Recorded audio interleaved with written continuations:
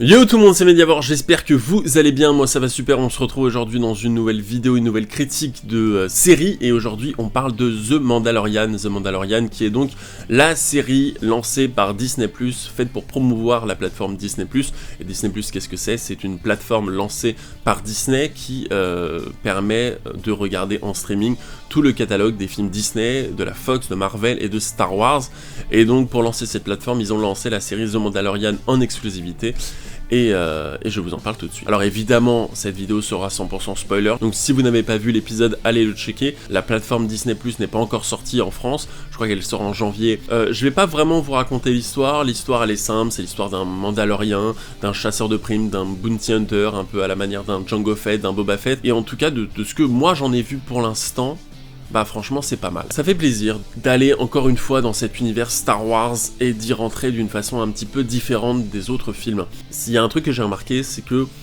les gens sont assez unanimes pour dire qu'ils détestent soit tous Han Solo et ils aiment tous à peu près pour la plupart Rogue One. Cette série s'inspire un petit peu de l'univers Rogue One Han Solo, on va dire un mix entre les deux, parce qu'elle va pas parler de Jedi, parce qu'elle va pas parler de Force, en tout cas pour l'instant dans le premier épisode, attention.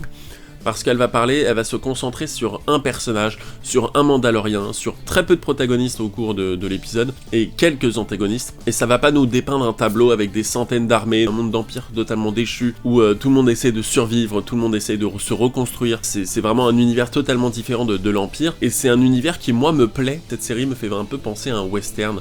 J'ai un peu l'impression de regarder un espèce de Django par exemple, avec un espèce de chasseur de primes, parce que Django c'est un chasseur de primes, parce qu'on a un personnage clairement qui parle pas beaucoup, qui est déterminé, qui veut gagner de l'argent. Django c'est différent, il veut retrouver sa femme, mais on tombe sur des planètes arides, où on a des grands paysages assez désertiques. Il arrive vraiment dans une espèce de taverne un peu totalement désertique, et ce qui fait vraiment très penser au Far West, un peu au western des années 60. La série a envie d'être différente, elle a forcément pas envie de ressembler au film, à ce qui a déjà été fait. La musique, c'est quelque chose qui est toujours très important dans un Star Wars. On reconnaît toujours le thème de John Williams, et là on reconnaît quelques notes de John Williams, mais ça part après dans un délire, on va dire différent, avec des pom pom pom pom pom pom pom pom, des trucs comme ça. On crée vraiment une ambiance sonore différente, on crée vraiment une ambiance visuelle différente. Il y a une planète dans la glace au début du film, où il va y avoir donc le personnage du Mandalorien qui a son vaisseau posé, il va y avoir une espèce de ver, pas des sables mais un ver de la mer qui va essayer de l'attraper son vaisseau, et donc il y a vraiment toute une ambiance différente des films, mais en gardant vraiment cet esprit Star Wars. C'est un pilote, la série a envie de nous rappeler un petit peu Star Wars, a vraiment envie d'aller nous chercher des références à Star Wars. On va retrouver les Stormtroopers, mais là qui sont plus dans un délire un peu genre usé, qui sont pleins de poussière. C'est l'après-guerre, on peut se dire que c'est des mecs qui ont pris un truc de Stormtrooper pour pouvoir vraiment l'utiliser. L'ambiance est clairement toujours là, on a les vaisseaux, donc on aura un espèce de speeder au début de la série, par exemple, qui rappelle un peu le speeder qu'avait Luke dans le premier Star Wars. On a également le vaisseau du Mandalorien qui en rappelle un petit peu vaisseau dans l'attaque des clones, je crois, c'est les vaisseaux des clones. Je trouve que c'est un air au vaisseau des clones, un air entre le vaisseau des clones et le vaisseau de Jango Fett dans l'attaque des clones. Et on sent vraiment que c'est usé, on sent vraiment que c'est pas neuf, on sent vraiment que c'est de la récup. Et en même temps, on a aussi à un moment donné, on va avoir des références carbonites. Il y en a encore plein des références, hein. Mais je sens que la série n'a pas fini de nous dévoiler des références, du fanservice. Parlons vite fait des effets spéciaux et des images réelles. Star Wars a toujours, on va dire, allié les effets spéciaux avec les images réelles. Dans Mandalorian, on enchaîne beaucoup d'images réelles, on va dire, c'est-à-dire que le vaisseau en images réelles, ou en tout cas des petites parcelles du vaisseau en images réelles, des monstres en CGI mêlés d'images réelles, sûrement des animatroniques, des petits trucs animatroniques. Enfin voilà, il y a vraiment une envie, une esthétique, un désir de rappeler Star Wars. Il y a vraiment un budget.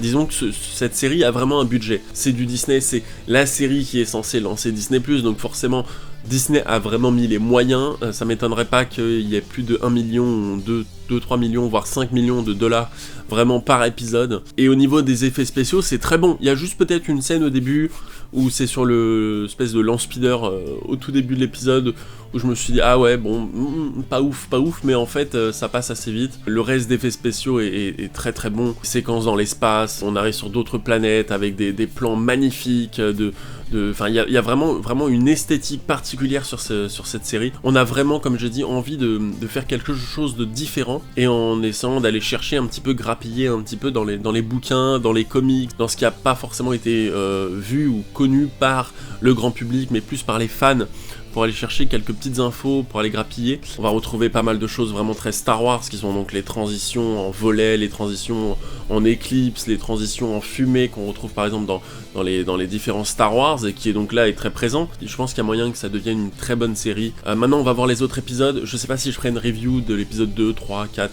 parce que je sais que Disney apparemment c'est un petit peu compliqué de parler d'une série, une série qui n'est pas encore sortie en France. Je pense qu'il y a moyen que Star Wars The Mandalorian devienne une très bonne série. N'hésitez pas à me dire si vous avez kiffé la série, n'hésitez pas surtout à me dire ce que vous en avez pensé. N'hésitez pas à vous abonner sur Instagram, sur Twitter pour me suivre, ça fait toujours plaisir. Dites-moi vraiment si vous voulez peut-être qu'on fasse l'épisode 2, parce que je suis pas sûr que Disney soit très chaud pour qu'on le fasse, mais on va essayer de le faire, mais j'ai pas très envie de me faire strike ma chaîne, donc on verra. Donc dites-moi dans les commentaires, laissez-moi un petit like, ça fait toujours plaisir, un petit commentaire, je vous réponds, j'adore vous répondre, donc c'est plutôt cool. C'était Mediabord, je vous dis à plus dans une prochaine vidéo. Ouais, ciao.